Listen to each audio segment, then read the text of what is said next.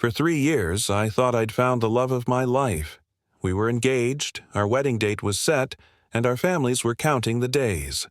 But then, in the middle of cake tastings and venue deposits, a single slip of paper showed me a truth. I couldn't believe. My fiancée wasn't just planning a wedding with me. She was planning another wedding with someone else. And on the day she thought she'd seal our vows, I sealed my plan to expose everything. My name's Daniel. I'm 29, a project manager by day, the kind of guy who works late but still shows up with flowers. For 3 years, I believed Emily was my forever. We met at a mutual friend's barbecue, and she swept me off my feet with her laugh, her energy, and the way she made me feel like the most important person in the room. When I proposed last spring and she said yes, it felt like the culmination of every good choice I'd ever made. From the moment we got engaged, Emily took the lead on planning. She loved picking color palettes, tasting cakes, scouting photographers. I covered the bills without blinking. I'd been saving for this. My parents pitched in too, eager to welcome her into the family. Our evenings were filled with guest lists, music playlists, and Pinterest boards. She'd show me a glimpse of a flower arrangement or a seating chart and say, "Trust me, you're going to love it." And I did trust her. Completely. The night everything started to change was a Thursday. Our living room was cluttered with sample invitations and ribbon swatches. Emily's phone buzzed non-stop. She laughed nervously, said it was just her maid of honor, and disappeared into the bedroom to take the call. I thought nothing of it. Wedding planning is chaotic, right? Still, I began noticing small cracks. 2 different deposits listed on my credit card statement for what she described as the same venue. A florist who accidentally emailed me a quote addressed to Emily. And Jason. I brushed it off as a typo but saved the email anyway. Her weekends grew mysteriously full. Bridal errands she insisted I didn't need to attend. Fast forward to one evening at her apartment. She asked me to pick up dinner while she finalized some paperwork. I came back early, food in hand, and heard her voice in the bedroom. It was hushed, urgent. My name never came up. Instead, I caught phrases like, "other ceremony," and "he has no idea." My stomach tightened. I knocked lightly and she swung the door open, smiling too wide, saying she'd just been on hold with the caterer. That night, lying awake, my heart felt like a stone. I thought about every dollar, every hour, every promise. Was it possible Emily had another life behind the veil of tulle and menus? My mind raced with questions, but I forced myself to stay calm. If there was one thing my father had taught me, it was, never react until you're sure. So I smiled through the next few days, went to cake tastings, signed checks, all while quietly filing away every scrap of information. Something was wrong, and I was going to find out what. Before the vows, before the rings, before it was too late. The following week, I forced myself into a routine. Work during the day, wedding planning at night, smile in front of Emily, study the evidence when she wasn't looking. Each night after she fell asleep, I sat at my desk with my laptop open, tracing payments, emails, and venue names like a detective drawing a map of a crime scene. I started by revisiting that florist email. The subject line had our date, but the body listed a completely different city and another man's name. Jason Parker. My pulse raced. It wasn't a typo, it was a breadcrumb. I quietly called the florist the next morning on my coffee break, pretending to be a confused groom. The woman on the phone cheerfully confirmed the arrangement for Emily and Jason. When I pressed for details, she hesitated, then apologized, saying she couldn't discuss other clients. She hung up, but she'd already given me enough to know I wasn't imagining things. After that, I dug into Emily's calendar. We shared a cloud account for our wedding planning. Buried among vendor contacts, I found an invoice from a catering company I didn't recognize. The date was 1 week before ours, same menu, same color theme. My stomach knotted as I realized she'd copied our entire plan and just swapped out the groom. In public, I kept my composure. I took Emily to venue walkthroughs, complimented her choices, listened as she gushed about floral arches. Inside, though, each word felt like glass. I couldn't stop picturing her rehearsing the same lines, the same smile, with someone else. On Sunday, while she went dress shopping, I visited my older sister, who's a paralegal. Over coffee, I told her everything. She listened quietly, eyes wide, then asked, "Do you have proof?" I showed her the emails, the invoices, the double deposits. She exhaled slowly and said, "If she's using your money, you need to protect yourself. Don't confront her yet. Document everything." That night, I began a folder on my desktop named simply Wedding. Inside, I stored every receipt, every screenshot, every call log. I also moved my savings to a separate account only I could access. It felt sneaky, but it was self-defense. Meanwhile, Emily became even busier. She claimed she was traveling to meet a vendor 2 towns over. I took a day off work and followed at a distance. Through my windshield, I watched her park outside a restaurant and greet a tall man in a gray suit. They embraced, not a friendly hug, but something practiced, familiar. They went inside. I stayed in my car, hands gripping the steering wheel, so tightly my knuckles turned white. An hour later, she emerged, laughing, holding a binder I recognized from our own planning sessions. Jason, it had to be him, kissed her cheek before she drove off.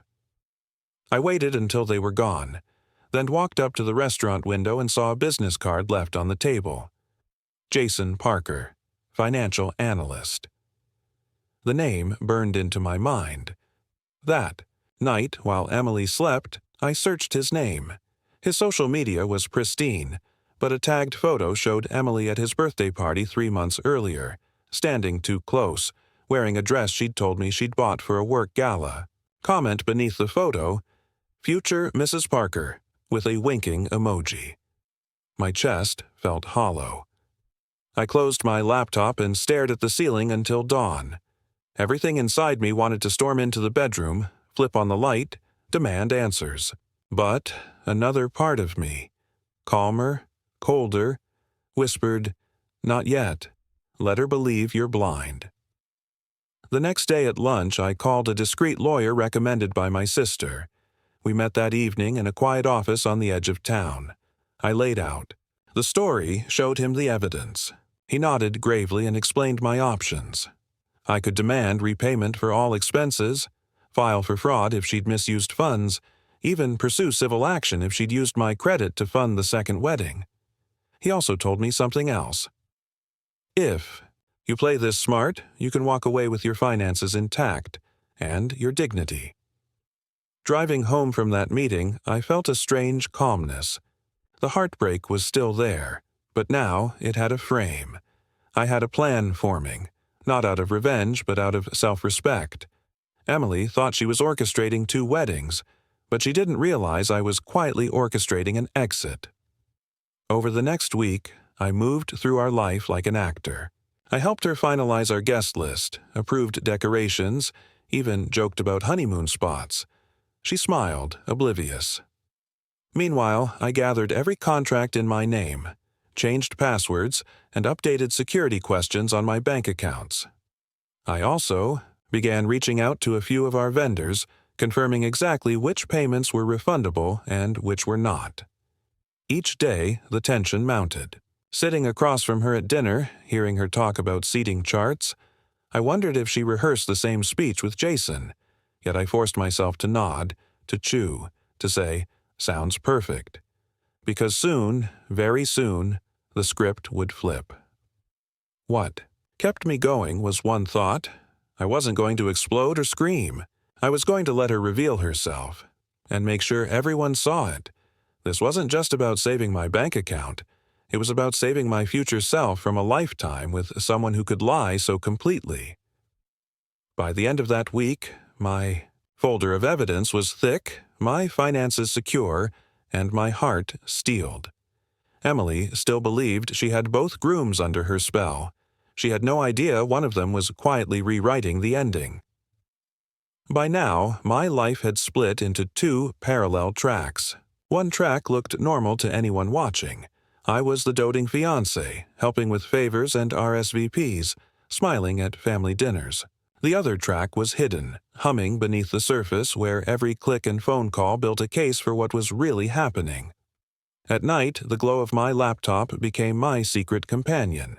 I refined a timeline of Emily's movements. Vendor, meetings, work trips, unexplained absences. I marked every overlap with Jason's social posts. The pattern was undeniable. She wasn't just juggling two men, she was choreographing two entire ceremonies. My lawyer had advised patience. The more thorough your documentation, the stronger your position, he'd said. So I waited. I saved every screenshot, every email, every text. I even recorded calls with vendors, asking innocent-sounding questions and then archiving their answers. The folder on my desktop had grown into a digital fortress. The oddest part was how easy it was to act normal. Emily's guilt had made her even more affectionate, perhaps to soothe her conscience. She brought me coffee in the mornings, sent flirty texts during the day, suggested weekend getaways. It was almost convincing. Almost. But then I'd see the binder she kept sliding into her purse before leaving for a yoga class, and the illusion cracked. One Thursday afternoon, I took a calculated risk. Emily had left her laptop open in the kitchen. I told myself not to look, but my fingers moved anyway. Her email was up. The subject line read, "Final rehearsal dinner schedule, Jason and Emily." My chest constricted. I opened it. Inside were detailed plans for a dinner at a country club I'd never heard of, complete with guest list. A few names overlapped with ours, mutual friends who apparently knew about Jason but not me. My heart pounded as I took photos of every page. That night at dinner, I watched Emily laugh at a silly joke on TV. She caught my eye and smiled, unaware that the man across from her now knew every detail of her second life. Over the next few days, I refined my plan. The first step was financial. Freeze any joint accounts, redirect all deposits into my personal account, and cancel the credit card she had access to. The second step was social. Quietly alert a few key family members and friends without tipping my hand. I invited my sister and my best friend Mark to lunch and laid out the evidence. They were shocked, then furious. "You can't just let her get away with this," Mark said. "She's playing you." I nodded but kept my voice steady. "I'm not going to scream. I'm going to show her exactly what she's done, and let her bury herself." My sister helped me draft a letter outlining the money I'd contributed to the wedding. Deposits, vendor fees, travel, and the legal consequences if it wasn't returned. My lawyer approved it and told me to keep it sealed until the right moment. Meanwhile, Emily's duplicity grew bolder. She began spending nights at her mom's house to help with wedding crafts. I'd already confirmed through her mother that she wasn't there. My nights alone became a rehearsal ground for the reveal. I pictured the expressions on our guests' faces, the silence after my words. It wasn't schadenfreude I wanted. It was clarity. On Saturday, a week before our wedding, I drove to the country club listed in her email. I pretended to be a prospective client. A friendly manager gave me a tour. I saw the banquet hall decorated in our colors, our flowers, our menu, except the sign on the event planner's desk read, "Jason and Emily Rehearsal Dinner." I thanked the manager, stepped outside, and exhaled into the crisp air. The pieces were now complete. Driving home, I felt both sick and strangely calm. The betrayal was total, but so was my preparation. I no longer doubted myself. The evidence wasn't just in a folder, it was in my bloodstream. That evening, Emily breezed in carrying 2 garment bags. "Bridesmaids' dresses," she chirped, kissing my cheek. I smiled, took them from her, and hung them in the closet. Inside, my plan was locking into place. I spent the next day writing out exactly what I would say. No yelling, no name-calling, just facts. dates, deposits, receipts. My lawyer had already drawn up papers to nullify our joint contracts. My sister had agreed to stand by me. Mark had volunteered to record the reveal for legal proof if needed. By Sunday night, I'd transformed from a wounded groom into a strategist. I knew where she'd be and when. I knew the vendor schedules better than she did. And I knew that, at the moment of her choosing, she'd be surrounded by the very people she'd deceived. Emily still thought she was 2 steps ahead, planning 2 futures at once. She had no idea that one of those futures had already evaporated, and that the man she believed to be her backup plan had turned into her mirror. I closed my laptop, turned off the light, and stared at the ceiling. In a week, everything would change. She thought she was walking into a wedding. She was walking into a reckoning. The final days before the wedding moved in slow motion. Every hour felt like a chess clock ticking down. Emily was radiant on the surface, laughing with friends on speakerphone, flitting between boutiques, humming while she packed. If you didn't know the truth, you'd think we were headed toward the happiest day of our lives. I'd reached the point where my plan was airtight, accounts frozen, legal letters printed and sealed. My sister and Mark were fully briefed. Even my lawyer had cleared his schedule for the following weekend in case anything turned volatile. All that remained was execution. Each night I walked, through my speech out loud, pacing my apartment like an actor before a premiere. The facts were my lines, the evidence my props. I wanted no trace of rage in my voice, only calm certainty. I knew that the power of the reveal lay in its contrast, her fairy tale staging, my quiet truth. 2 nights before the ceremony, Emily came home late. She slipped off her shoes and sank into the couch, scrolling through her phone. She caught me, looking at her, and smiled softly, like nothing in the world was wrong. The sight almost broke me. For a split second, I wondered if I'd imagined it all. But then a notification pinged on her screen. Jason, rehearsal update. The bubble of doubt popped instantly. The next morning, I visited the venue where our wedding was to be held. Staff bustled about with flowers and linens, unaware of the storm brewing. I asked a few subtle questions about deposits and cancellation policies. Each answer confirmed that my money was safe and my leverage intact. That afternoon, I met Mark at a cafe. We went over the timeline one last time. He would be at the reception with a discreet camera, my sister by my side. At the precise moment Emily thought she'd be presenting her vows, I would present my evidence. Calmly, publicly, irrefutably. Driving home, the city lights blurred into streaks. My heartbeat slowed. There was nothing more to do. The narrative had written itself, and I was ready to turn the page. Emily had spent months weaving a double life. I had spent weeks preparing a single moment. In less than 48 hours, those 2 timelines would collide. She believed she was about to walk into her perfect day. She had no idea she was walking into mine. The morning of our wedding dawned, warm and cloudless, the kind of day people describe as perfect. Birds were singing outside my window, but inside me there was only stillness, the kind of quiet you get right before a stage curtain rises. I dressed deliberately. Crisp shirt, new tie, polished shoes. My reflection looked like any groom's, hopeful, expectant. But my eyes were steady. This wasn't a walk toward a vow. This was a walk toward truth. When I arrived at the venue, the air was thick with perfume and excitement. Guests bustled, about in their best clothes, hugging, laughing, sipping champagne. Emily floated through the crowd in her gown, glowing like a storybook bride. People whispered about how lucky I was. Only I knew what was coming. The ceremony began exactly on schedule. Music swelled, and Emily appeared at the top of the aisle. She took her slow steps, veil shimmering, smile serene. I almost admired the performance. How convincingly she wore joy, how flawlessly she played the part. The officiant's voice rang out, welcoming the guests. We exchanged the traditional opening words, my responses measured and even.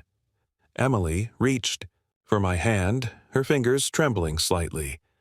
Nerves, I assumed, or perhaps some subconscious sense that her double life was about to end. Then, just before the vows, I raised my hand. The music fell silent. People shifted in their seats. Emily's smile froze. "Before we continue," I said, "there's something you all deserve to know." I turned to face the guests, not Emily. "This wedding has 2 grooms," I said calmly. Murmurs rippled through the room. Emily's father frowned. My sister, seated near the front, held her breath. "For months," I continued, "Emily has been planning another wedding with another man. Same date, same designer dress. Different groom, different life." Gasps filled the hall. Someone dropped a program. I reached into my jacket and pulled out a small folder. "Everything I'm saying is documented," I said, holding up printed emails, reservation receipts, a screenshot of the secret wedding registry. Emily stammered, "That's not—" But I gently held up my hand. "Please, you've had your turn." I kept my tone level, almost kind. "I loved you. I supported you. I believed in you. But you built 2 futures at once, and I refuse to be half of anyone's plan." My sister rose and handed me a slim envelope. "As of yesterday," I said, "every payment I made for this event has been reversed. All vendors have been paid directly under my name, and they've been instructed to bill the second wedding separately." The officiant stepped back, unsure whether to continue. Emily's mother covered her mouth. Mark, discreetly filming from the corner, caught every expression. "I'm not here to humiliate," I said. "I'm here to set the record straight." I paused, looking out at the crowd. "This is no longer a wedding. This is a reveal."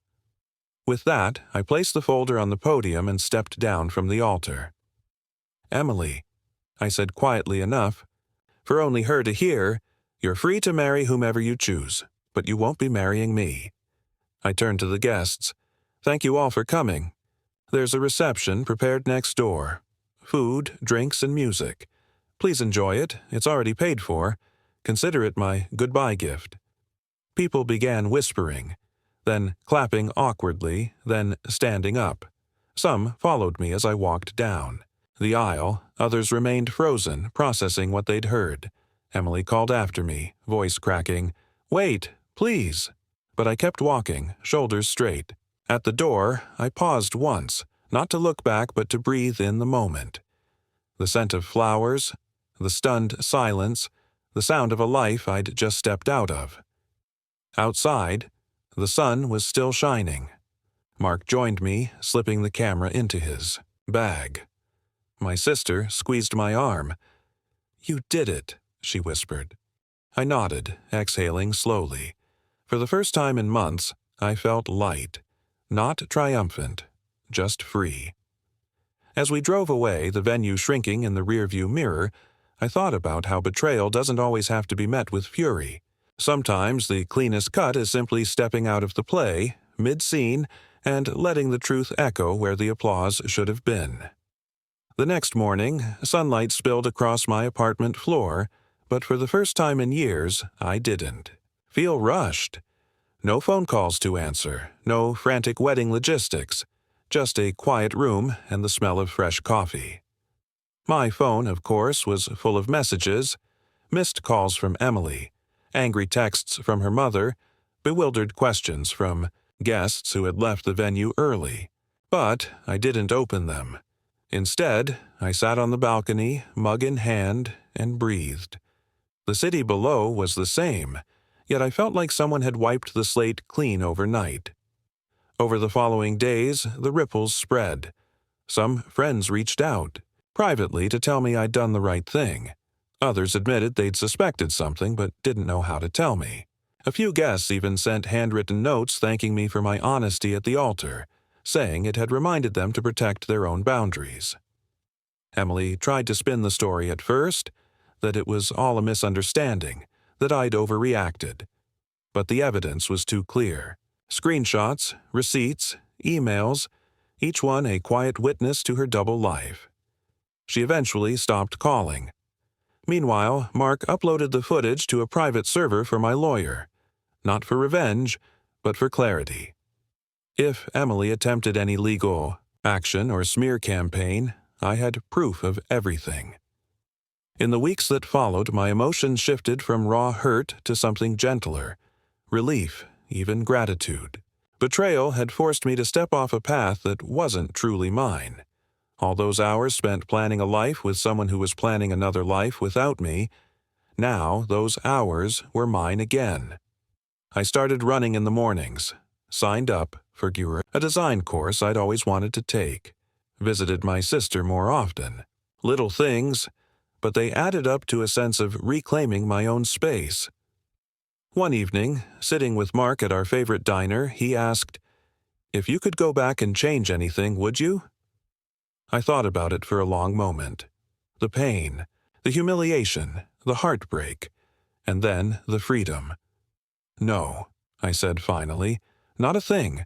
I'd rather know the truth than live a beautiful lie." The story of what happened at the wedding circulated among friends, of course.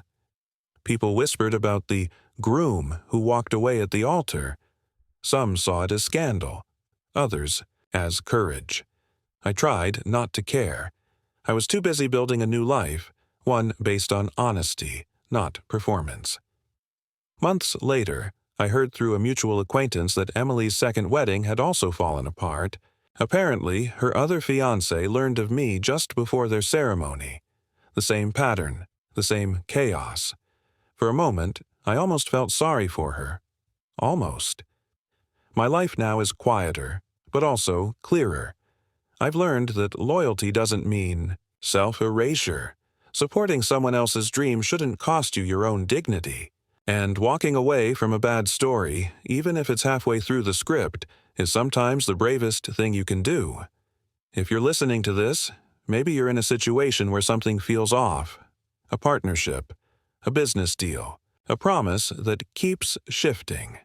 My advice is simple. Pay attention to the small inconsistencies. Trust your instincts. And remember that leaving with your self-respect intact is always an option. That day at the altar didn't end my life. It began it again. It reminded me that love, real love, can't exist alongside deception, and that the cleanest kind of revenge isn't screaming or public humiliation. It's simply stepping out of a rigged game, holding your head high, and reclaiming your future. As I lock my apartment door each morning and head out to my new projects, I feel a quiet excitement. Not for a wedding, but for a life I'm building on my own terms. And I hope, wherever you are, you'll remember, you deserve honesty, you deserve loyalty, and you're allowed to walk away from any altar where those things are missing.